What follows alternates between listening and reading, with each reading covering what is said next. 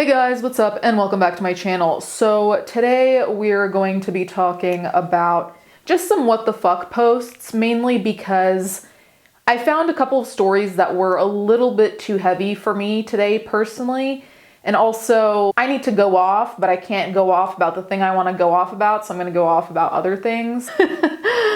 Laughs and repressed rage. I've been basically keeping tabs of posts during the week that I found incredibly fucked up. Now, a lot of these have to do with motherhood, parenthood. A lot of these have men as key players of the frustration. Per usual, my disclaimer here is that I'm underlining people being stupid. It's not about gender. Truly, if there's anything I've learned, stupidity transcends always. True equality. So there's this one that says, he's divorcing his wife because she breastfed her son. Now, this one personally has me triggered because I despise the sexualizing of breastfeeding. First of all, it's very creepy to me.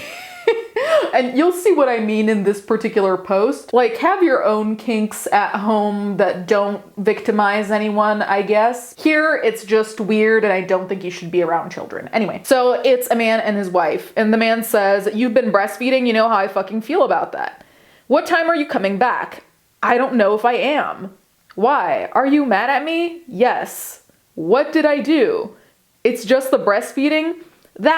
The feelings it gives me, and how I finally understand that you truly don't respect me. I do respect you, I just thought we could compromise about the breastfeeding. Talk about it? If you don't like seeing it, maybe I can just do it in a different room. This is where there's the little creepy helper elf me coming in, being like, stop. This is already way too far. If the person you had a child with has to ask you to go into another room to breastfeed, I think we have some major issues already. Major issues. And I'm sure there's some exceptions or whatever, not any that I can come up with. I mean, if they have difficulty seeing you breastfeed a child, it's very hard for me to understand how they're going to be a decent parent along the way, because guess what? Parenthood is messy, potentially disgusting, depending on what sicknesses your child might have during flu season, if not anything worse. What's going on? Like, that's what I thought was going on. I thought he was grossed out by the breastfeeding, but it gets so much worse. Well, we didn't talk about it. You just did it, and it's not about seeing it. I know it's happening. I'm done. Done? Let me know when you're being discharged and I'll be there. She's still at the fucking hospital, bro. Like, you're divorcing me.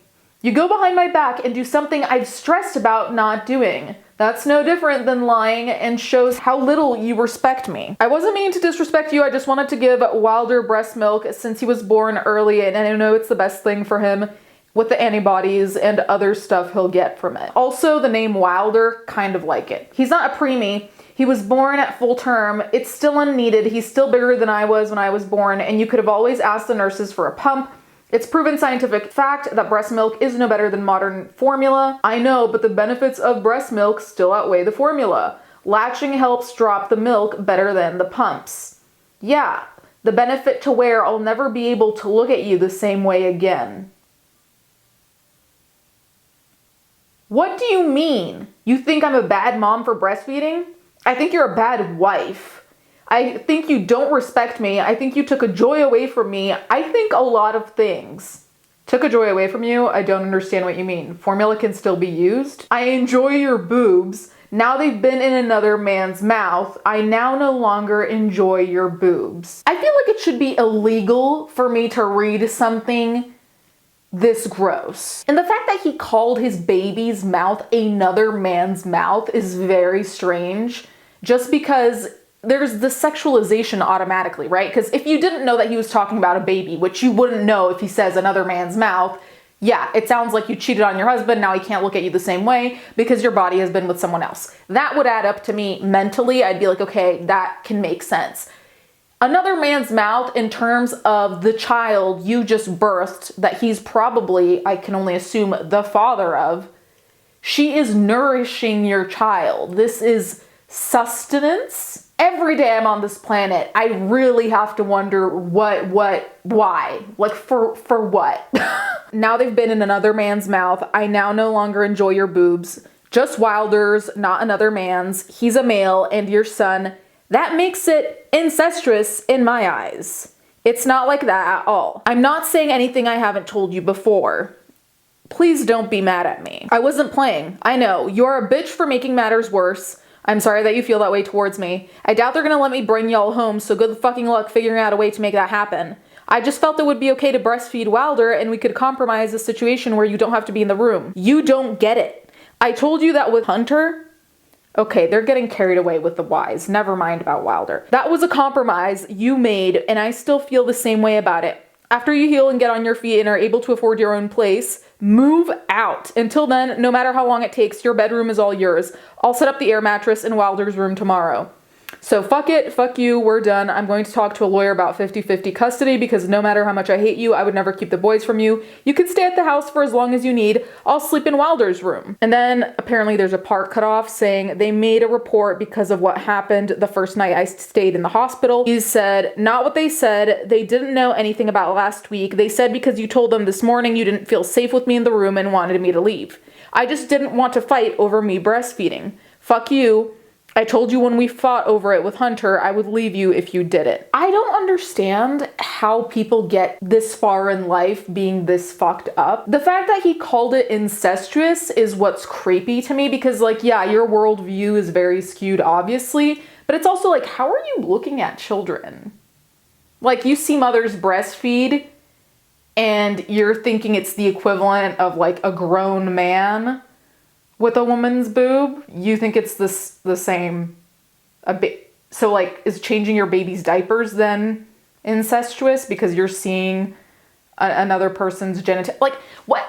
I'm just gonna leave that there and move on because truly there's some things that can't explain and you can't fix stupid, so we're just gonna move on. But people like that do in fact exist, apparently. I'm gonna hope that this one's fake. For real. Okay, this next one is probably what would be my villain origin story, very truly. How you doing today? I'm good, thanks. Just went for an early morning swim. I'd love to see that. Can I tell you something? Yeah. I admit I was nervous being confined to such a small space with a beautiful woman. And this, my friends, is what we call a massive, the biggest red flag. Okay, I don't know what to say to that, LOL. The mind wanders. You're lucky you got trapped with a good guy. But what does that even mean, LOL? Cue horror soundtrack. Don't worry, I don't intend on harming you in any way. I was simply explaining that any warm-blooded male would be tested in that situation. Question mark, question mark, question mark. I'm not following. Don't worry, you have the perfect body. Those small breasts and soft, thick thighs leading to that voluptuous ass are delightful. Thank you for existing. And now I shall cease to exist in your life. This is where I think it's okay to go Kill Bill on someone. This is where I draw the line of, all right, you're low-key asking me to thank you for not being a rapist? Is that what's happening? Am I misreading the situation? Is that not what's happening here? All kinks aside. Well, I was about to say I'm not here to kink shame. I am partially here to kink shame, to be fair, but in this particular case, whatever your kinks are, you just need to be on the same page with someone, right? That's all it really comes down to. You know, with obvious moral clauses, I'll put that asterisk there. You can't just come out and say that to someone you don't know.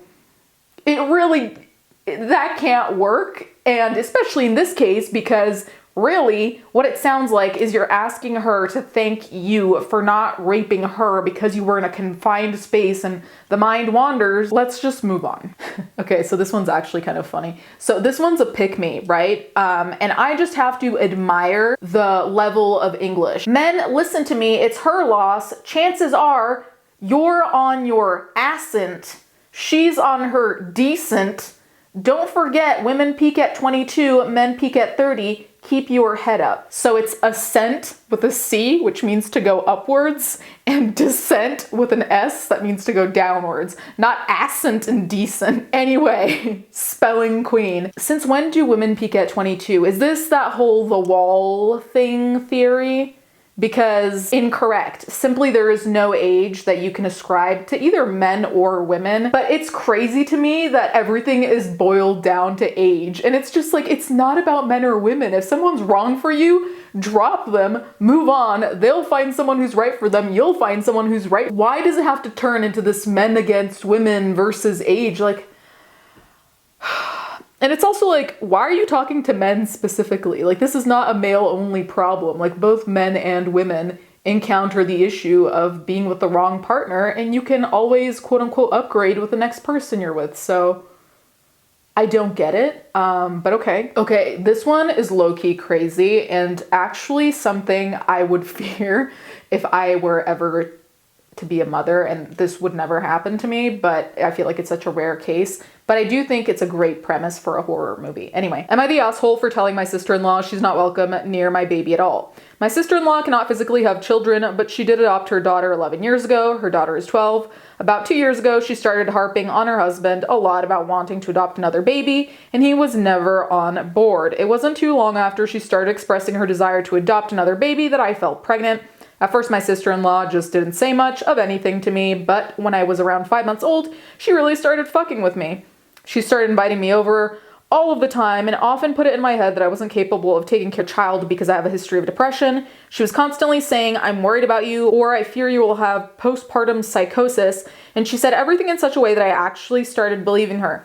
It fucked with my head nearly every night. This continued until I was nearly at my due date, but it was always amped up a little every time. Like, her last couple comments were, "I'm not sure if you can handle it, and if something goes wrong, I'm going to have to fight my brother for custody of the baby, and you know I will take custody of the baby if you can't handle it." And it got to my head so much that I stupidly thought she was just showing concern and not being a manipulative cunt. Anyways, I gave birth in October, and my sister-in-law came over to see the baby when she was about 2 weeks old. When she was holding her, she started to cry and I went to take her back and she shooed me away and said, "No, she's fine," and just started bouncing my kid until she eventually fell asleep.